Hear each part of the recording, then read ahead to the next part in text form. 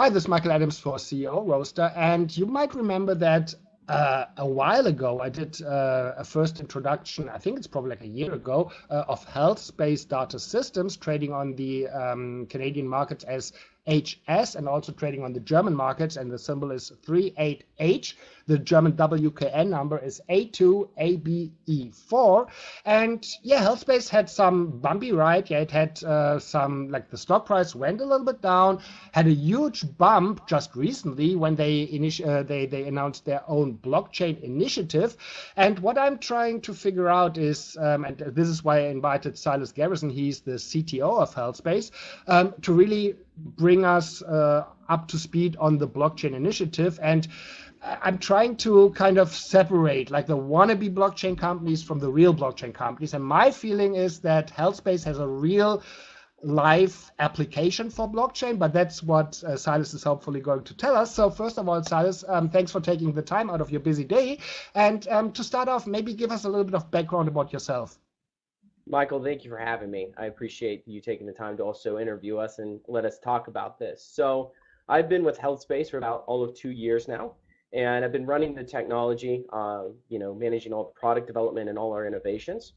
So being with HealthSpace for about 2 years, I came aboard as part of an acquisition of my former company. It was a startup. Then we were the first to do iPad and Android technology in the environmental health space. So mobile inspection software, mainly meant for tablet devices. So HealthSpace acquired my company, and I became the chief technology officer as part of that transaction. And now that I've been with the company for 2 years, what we did is we took the first 12 plus months and really just revamped everything. So prior to my joining, HealthSpace was selling a more thick client desktop-based software to all of its clients. And now we're fully cloud-based and fully mobile. So we have two main chains of solution that we offer, and that's what we've really been innovating over the past 2 years. And we have already sold several contracts in the past few months, and we expect a lot more to come out of our innovation.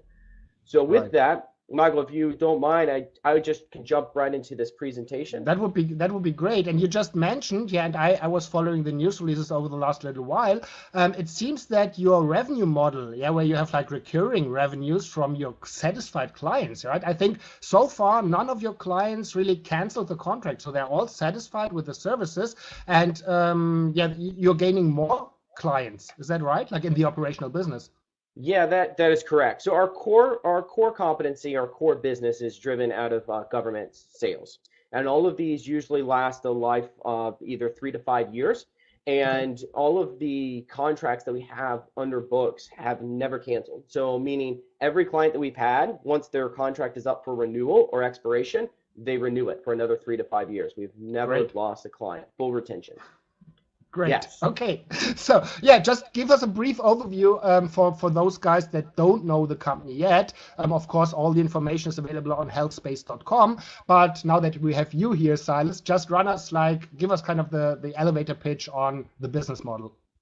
Sure. So we sell primarily to government environmental health departments, and these are the folks that inspect a long list of different kinds of establishments, anything from restaurants, pools, service industry, hotels, you name it. Our software is utilized by the government to go in and collect data and inspect and regulate these kind of businesses. So our software is used in a very vast and varied nature across a lot of different business verticals. And it gives us a lot of rich insights, both on the data front and on the exposure to different industries. And that's one of the things that has kind of led us into what we're doing next, when I'll touch on in a moment in our blockchain solutions. It has led us to have a lot of insight that a lot of other company software providers don't get, because clients, being government, have introduced us into private industry in a way that we probably never would have otherwise. So you see here, I'm just going to click through a couple of slides. We have, what we do. We generate revenue through the standard SaaS contract, software as a service. And these are typically, as I said, 3 to 5 years, and they pay on an annual basis, government. And then they typically will add on. So we charge per user seat. If they have 100 users using the system, we charge them for the 100 users, and then any additional add-ons they may want to add to the system. Great. So Our three main product lines are mobile, cloud, and data. Cloud being an enterprise solution that's fully browser-based, and it is highly configurable, meaning that it's self-serve, so all of our clients don't have to go to us and request time of a programmer or a developer to develop out this feature. They can go in with 2 clicks of a button, upload their data, set this feature active, and go. And they can do all of their business workflow through one single utility, so they don't have to actually spend a lot of time developing out a plan and a cost estimation. We can provide it out of the box. Okay. So the data play is interesting, and this is something that we've just recently released and are doing some early phase prototyping with. Is the data analytics side of things is really forthcoming. The data that we collect on restaurants primarily is really not seen across a broad spectrum. And so what the health departments want, our clients, is an ability to enrich that data and view things more importantly, more detailed than just, okay, how many inspections did I perform last month? Okay. They want to see things, okay, do we have infestations in this part of the county? Where are our primary drivers of foodborne illness in this section of our town? So our data product is forthcoming, and it provides a lot of rich add-ons to the traditional SaaS software data collection that we already provide. And as I mentioned, Touch, our mobile application, is really the only iPad and Android and Windows tablet-based software out there that's fully connected for both online and offline use, meaning that they can go out in the field and not worry about having an internet connection. Okay. So it's like Evernote a little bit. So I can, if I'm online, it will be directly synced with the cloud, and if I'm offline, let's say in a plane, I can still do my notes in Evernote, and as soon as I got a Wi-Fi connection, then it will be synced. Is that kind of the same system? Precisely. That's a really great comparison. Yes. Okay, and so for cool. our government inspectors, they're out in rural areas a lot of times, so they're being like in a basement. They're not going to get, even if they have a cell connection, they're not going to get internet. So yes, it works just like that. If they don't have internet, they're on a plane, whatever, they can still use the system. And as soon as that internet becomes available, back on, everything syncs up to the cloud. Okay, so cool. yes, that is correct.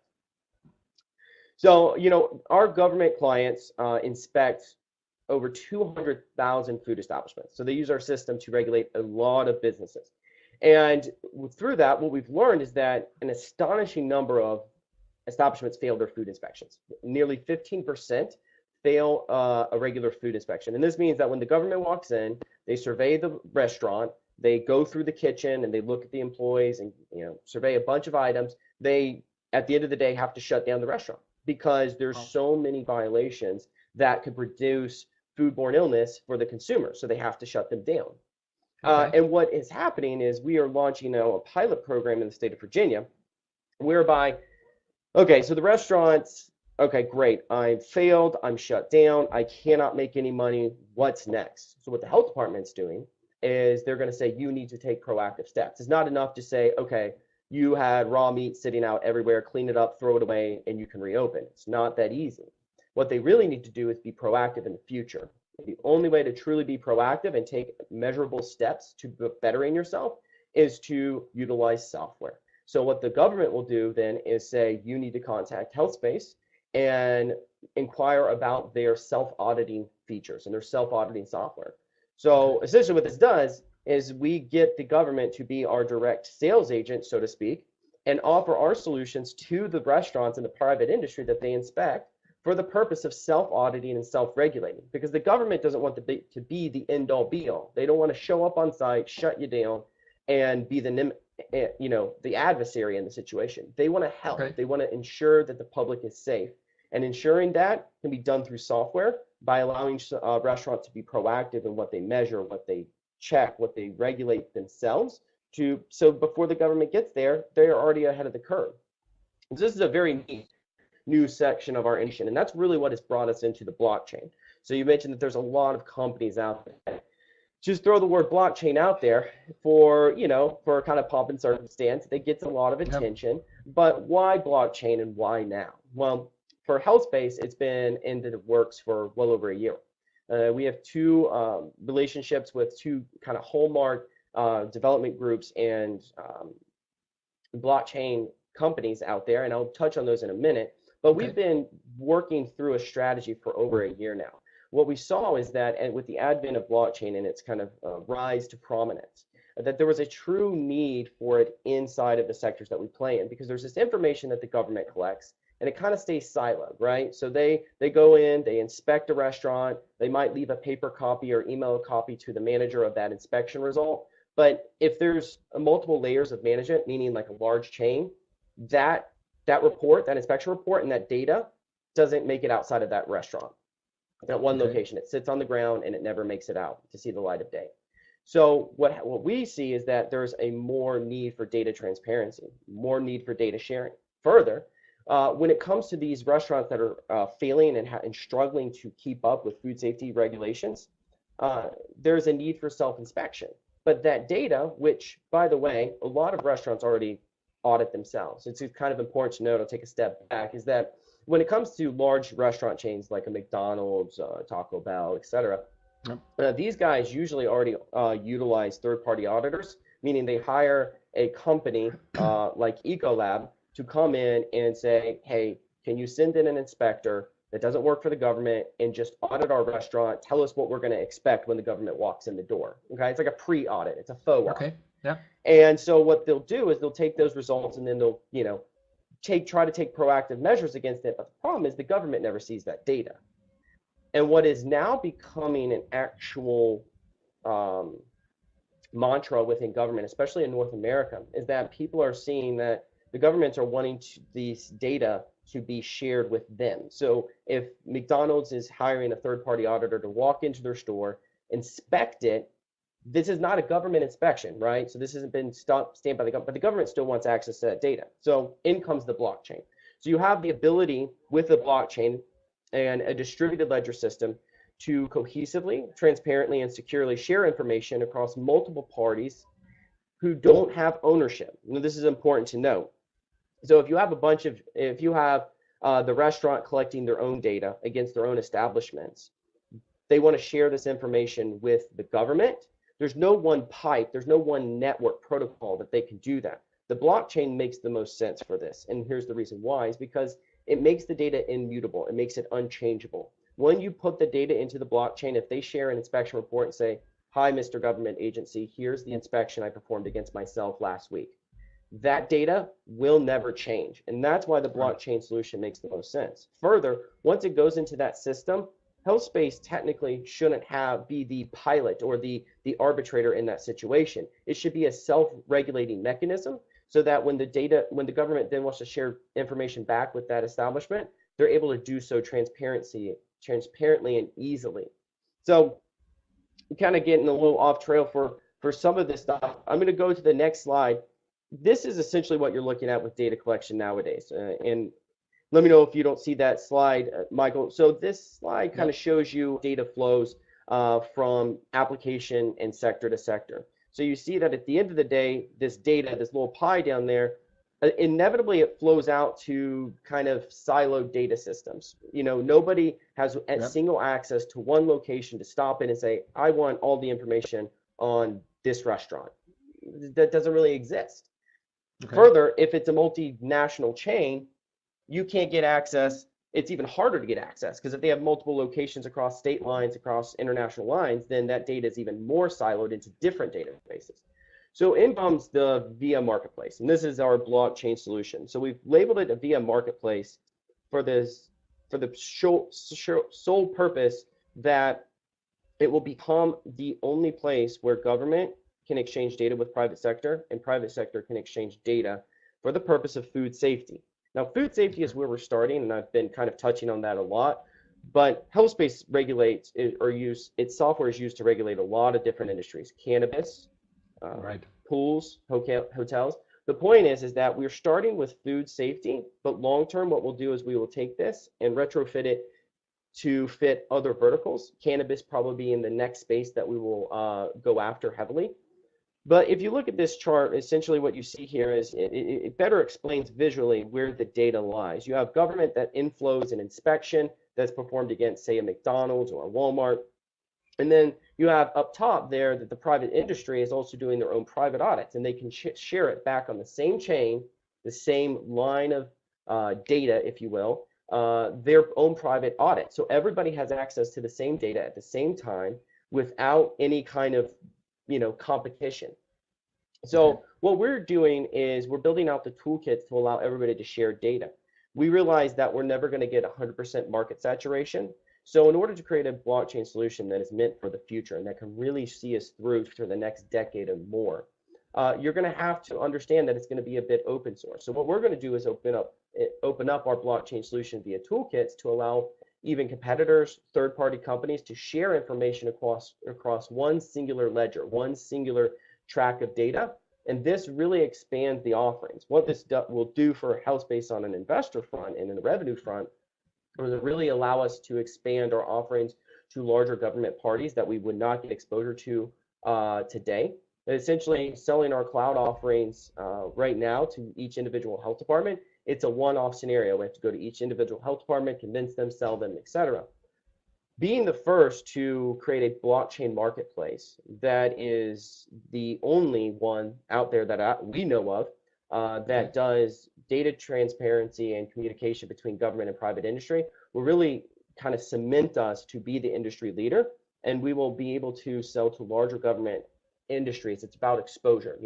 When people hear about the blockchain solution that connected government and private industry, the via marketplace, it'll be synonymous with HealthSpace. So we'll be able to then utilize that expertise and go sell the same solutions to larger government verticals, such as the building industry or the permits that go with building. There's a lot more lucrative. So that's how it kind of builds us into the future. Now, to touch on what I kind of mentioned earlier is our two partnerships. Our two partnerships are kind of key to this whole thing, and here's why. Because blockchain technology is not light, it's not easy, and it comes with its own complications. What HealthSpace understands is data management, it understands cloud computing and all of that stuff. And we've brought in partners to kind of bolster our abilities to develop faster and with more intelligence behind the blockchain. SimbaChain is a blockchain company that got started by working with the U.S. military. They built a secure communication channel between ground troops overseas in Iraq and the Pentagon, and they used that they built it atop the blockchain. They also bring with them a relationship with the University of Notre Dame, and a lot of their department heads in math and science are helping us craft out our alpha phase prototype, and they also helped us develop out the white paper. Van Bex is a venture studio that's based out of Vancouver. They incubate early stage blockchain companies as well as do investment and some development. And so they're helping guide from a strategic basis our technology and get it off the ground in the early stages. And they did put $1 million of their own money into HealthSpace, right? That is correct. So when Van Bex, when we got this relationship going late last year, they saw what we were doing. They saw the unique opportunity when it comes to government and blockchain private industry, and they immediately basically invested $1 million, knowing that the upside is substantial on this venture. Okay, great. Let me ask you maybe a kind of different question. So whenever I think about blockchain, I also think about coins or tokens. So is this kind of necessary? So will the buyer marketplace have their own token or coin, or don't you need that? Yeah, it's a great question. I'm going to switch over here, Michael, to the white paper. We touch on this in the white paper. We go through what we call a token model. And so what this essentially does, it outlays the ability for a token to be used across the system. And this could be used for remuneration for people who share data. So to contribute data would be free, but if you want access to that data, there's an expenditure with it, right? There's server resources, there's time. So there's a value to that data. And so there is the ability to exchange a token in exchange for that. But what the via marketplace is right now and will be is not a direct pay for play, meaning we will build out the network so that we can build relationships with larger industry players and utilize that sort of as a Trojan horse, if you will, to sell our cloud solutions on a larger basis. Because once we develop out this blockchain solution will be ones that can sell consulting services on top of it. We can sell additional tooling, and then there also is the token model that is available should we enact that option. Okay. Okay. So back on the slide, this is our charted out our milestone. With our white paper, we've bumped some of these dates out a bit, but roughly this is in line with what we envision that is actually accomplishable. So by late 2018, we hope to have some of this in the hands of the larger community, developing out widgets and apps on top of our blockchain protocol. Further, what we're doing right now is we are going to be releasing our alpha phase prototype in the next couple of weeks, and then onboarding the first government clients to actually start contributing data. Now, this is quite a big deal. For those who don't work in government industry, I work in it all the time, so I sometimes take it for granted. But when it comes to government, everybody knows that they keep their data centralized. They don't like their data to leave the borders of their whatever municipality or country. The distributed nature of the blockchain itself and having government agencies actually willingly participate is quite a feat. And we've already have two, or actually several, early participants that have volunteered that as soon as the alpha phase prototype is ready, they will be gladly start contributing data to the network and having their data live on a distributed ledger system. This means that obviously the nature of distributed, the word is self-explanatory, but this means that computers can host data all over the country, all over North America, all over the world, and being the first to do so really does cement us to be the industry leader in this. Okay. So HealthSpace, just real briefly, obviously, the market size that we play in is very, very large, several $billion at the very least. And once we introduce the blockchain technology, we honestly believe that we can take a much more substantial bite out of this marketplace. And honestly, the addressable market size grows because as we get into blockchain, you start talking about cannabis, you start talking about new opportunities to actually be the first player to introduce blockchain into inspections in cannabis. The list kind of goes on and on and on. So while our market size is huge already at 3 billion estimated, we believe that this will actually grow. Our addressable market size will grow as we deliver more blockchain solutions. Okay. You know what really attracts me to HealthSpace is that you are in various of the hot sectors. Yeah, you'll have, first of all, healthcare in general or public safety is a big market. Yeah, and it's something which the world needs. Second, you have blockchain now with a real practical model and a reason why you need to use it, right? And then you have big data, as you said, which is also one of the big investment topics. And then you also have cannabis, right? Yes. So it's like you have the best of everything, kind of. It's all in a company that's, I don't know what the market cap is around is right now, but it's just a couple of $1 million, right? Yes, our recurring revenue is 2 million, just over 2 million USD a year, and that's our recurring revenue. Total money on a contract we have, just over $10 million USD for the life of all of our contracts. So yes, we're definitely in the early stages of a lot of potentially really rapid and large growth. Yep, I agree. Yes. So I touch on this a little bit in this slide. It just shows visually this revenue number is a little bit outdated. So we're just over 2 million now, and this we do expect to grow substantially in 2018 and going into 2019.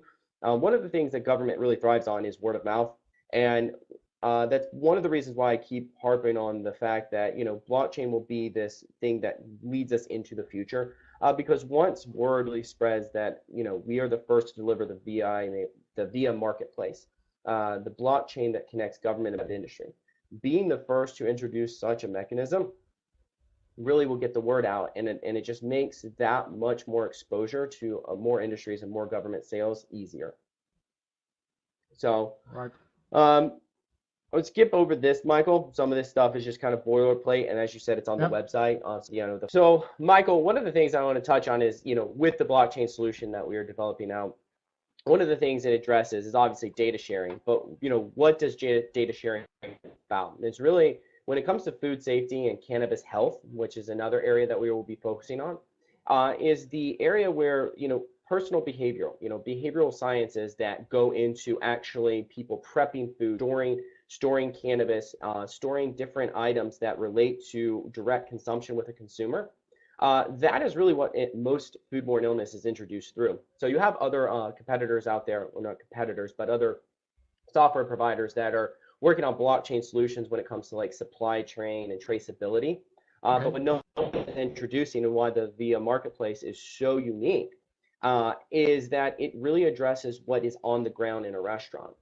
It's really great and laudable that someone could be able to do something in the supply chain and say, like, this piece of fruit and this produce came from these 4 farms and it was on this truck, etc., and tracing it all the way down to the store. But once it gets to the store, you still have the potential to contaminate it, and that's what the VI marketplace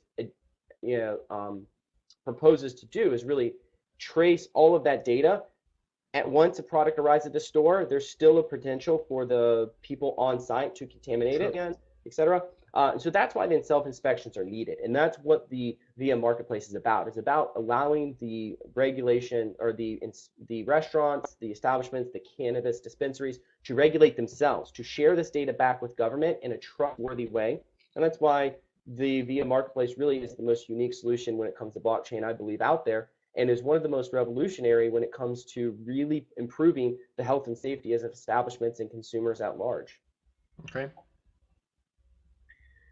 So, Michael, did you have any other questions for me? I could go through the white paper, but it's 20 plus pages, and No, we don't need to do that. So now I think, and especially the public, and also the governments, they get more notorious, I think, about public safety. And as you saw, there's this one Mexican restaurant chain in the United States. I can't come up with a name. Chipotle. Or something like that.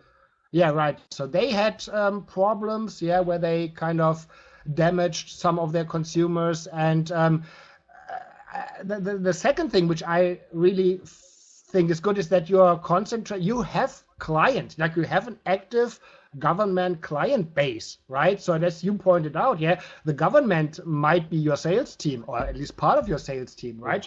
Which it can't get any better. Like if you're a restaurant and your supervising government entity tells you need to go to HealthSpace, what are you going to do, right? It's the same like when my tax authorities tell me to pay taxes. I'm just going to do that. So it's a perfect sales approach. And the other thing which I wanted to point out from my end, and correct me if I'm wrong, but it takes the government institutions most of the time a long time to decide who to go with or what to do. But if they do, they're kind of staying forever. Because they are like big tankers. They don't move. They're not like fast speedboats.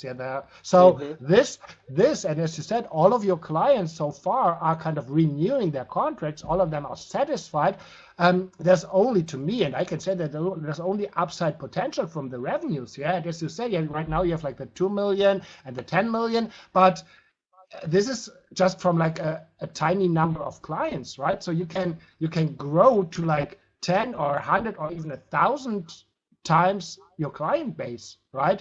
And as you said, or as you pointed out, there was like, I think it's like 16 million shares out. 160 million shares out. So the stock price right now is below 10 cents. So that gives you like a $16 million market cap, which is nothing to me, right? So again, what I would, and I will hand over for some final words to you, but my 2 cents are for my subscribers, for my audience, is like, now that the stock came back below the 10-cent level from the recent high of, I think, like north of 20 cents, with all these fundamentally good moves, with all these big markets that HealthSpace can address,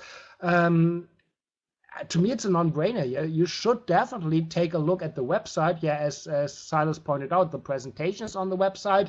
There's a link to the white paper if you're a techie and understand it. I tried to read it. I only got like 10% of the whole thing. But to me, it's really, and this is, thank you very much, Silas. You showed me that in real life, there are real life applications that make sense for blockchain technology, which in general, I'm a big believer in, just not in all these hypes and fancy ICOs and token that are floating around and gold companies coming out with their own token. And to me, that doesn't make sense. Yeah, but in general, mid to long term, I'm a big fan of blockchain. And so again, take a look at HealthSpace. Yeah, the valuation is like almost unbelievably low to me. Yeah, again, I'm biased, of course. Yeah, I'm an investor in the company, and I have a business relationship with the company's management. But so I'm biased. But still, do your own due diligence.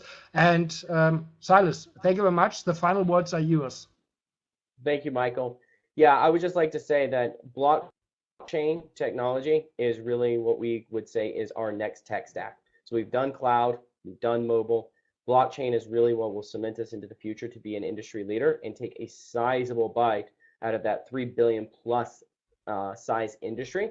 And we're already seeing significant growth in our cloud solutions. So our native growth is going to grow. Our mobile growth is going to continue to grow. So our revenues are just beginning, I would say. And now with blockchain solutions at play, the future is very bright in space. Okay. Great. Thank you very much. Again, the website of the company is healthspace.com. It's trading on the Canadian markets as HS, and on the German markets, the symbol is 38H, and the German WKN number is A2ABE4. So hopefully in a couple of months, we can touch base again, and you can bring to us some of the developments of the company. For now, thank you very much, Silas.